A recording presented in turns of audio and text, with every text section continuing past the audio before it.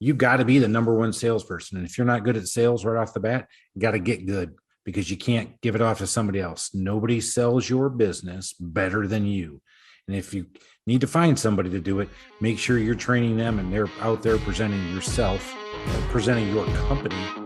Welcome to the Small Business Safari, where I help guide you to avoid those traps, pitfalls, and dangers that lurk when navigating the wild world of small business ownership. I'll share those gold nuggets of information and invite guests to help accelerate your ascent to that mountaintop of success. It's a jungle out there, and I want to help you traverse through the levels of owning your own business that can get you bogged down and distract you from hitting your own personal and professional goals. So strap in, adventure team, and let's take a ride through the safari and get you to the mountaintop.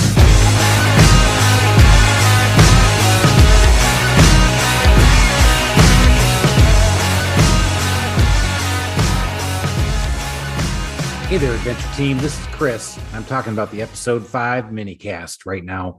We talked about the business plan and we talked about check yourself before you wreck yourself. The best time to plan is before you ever start your business. And if you've already started it, this is still some great nuggets. We talked about the first thing you need to do is figuring out how to convert leads off a marketing plan. And that marketing plan, you need to go out and cast out at least a year. And in my case, I had to figure out how to do it with cyclicality and make sure that I knew seasonality of my business and how to figure out the right marketing. One of the big nuggets we talked about in there is that 5% of your target market is only looking for the service when you are advertising to them. So you are wasting a lot of time and money one way or the other to get these leads figured out. One of the great points Alan brought up is that the old adage, you're spending 50% of your marketing budget on the wrong thing. The challenge is figuring out which 50% always comes true. So in our case, we talked about how getting after transactional advertising and using that to make the phone ring or make the website ding or do whatever you've got to do to get some leads in. That's where you put your dollars. And where we put our time was doing it with chamber events, networking, sponsoring other events, just being out there in the marketplace and using our time to help build our relational advertising. One of the beautiful things about my business plan that I'm very proud of that worked well was I knew that one van would look like one, and I kept it really tight. We kept it to a 10-mile radius of what we were doing because I knew that 2 would look like 4, 3 would look like 9, 4 like 16. It's an exponential view. And I started to hear from people, man, I see your trucks everywhere. So I knew it was starting to work because it takes, on average, 7 touches for a customer to actually pull you into their ecosystem and start using them. So remember, 5% of your target market is only looking for your services at any given time that you're out there advertising to them. So really working on that marketing plan in the beginning will save you a lot of money. We then started talking about how to be able to scale that because nobody sells your business better than you do. Let's go ahead and thank one of our sponsors. Are you in the home service business and train your employees to represent your company in the right way when they're taking care of customers? Are they providing a 110% customer experience? If you aren't getting those rave reviews that you expect or those repeat customers that you crave, then you need to get the homeserviceinstitute.com training programs. These training programs talk the language of your technician and help them figure out how to align your goals with their wants. Go ahead and check out the homeserviceinstitute.com and all of their training modules, and they will turn your employees into 110% customer experience providers. That's the homeserviceinstitute.com. And now let's get back to listening to what the guys have to say. You've got to be the number one salesperson. And if you're not good at sales right off the bat, you got to get good because you can't give it off to somebody else. Nobody sells your business better than you. And if you need to find somebody to do it, make sure you're training them and they're out there presenting yourself or presenting your company the way you want to be presented.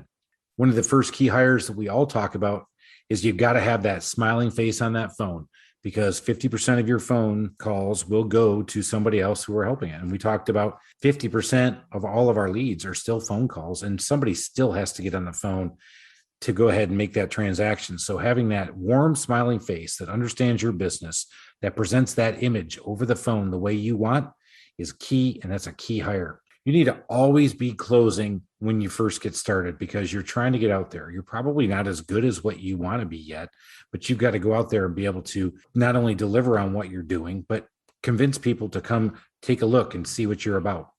So as you go start to work on that, you realize that you're starting to figure out a lot of things. Like I said, we covered a lot of ground. We started talking about being able to figure out not only your advertising, your leads, but then beginning the work on scaling up. Knowing how and when to scale up in the beginning is a big thing, because if you scale up too quickly, you might lose control of your processes. You might lose control of your quality. And more importantly, you're going to lose control of building that brand, which we'll talk about in later episodes. And we get back to it in this thing. It is huge in your plan to go out there and really think through the advertising and marketing plan, and then start to build in the rest of it. We used a great stat in our business today, and that's called net leads. We know that 8 out of every 10 leads that come to our company need to be good leads, meaning we can do the job, they're in our target market, and we can do it in the time that they're looking for. If we can't do that, then we know that's not a good lead.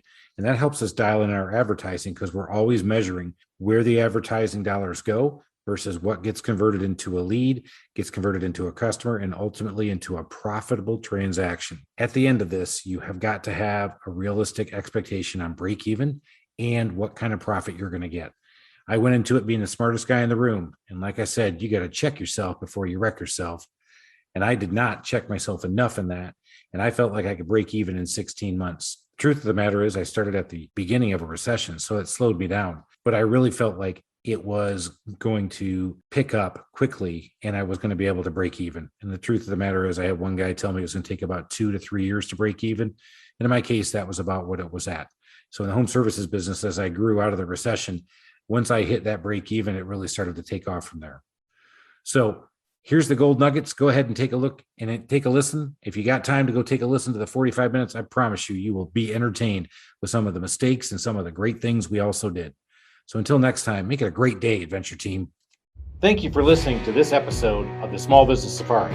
Remember, your positive attitude will help you achieve that higher altitude you're looking for in the wild world of small business ownership. And until next time, make it a great day, Adventure Team.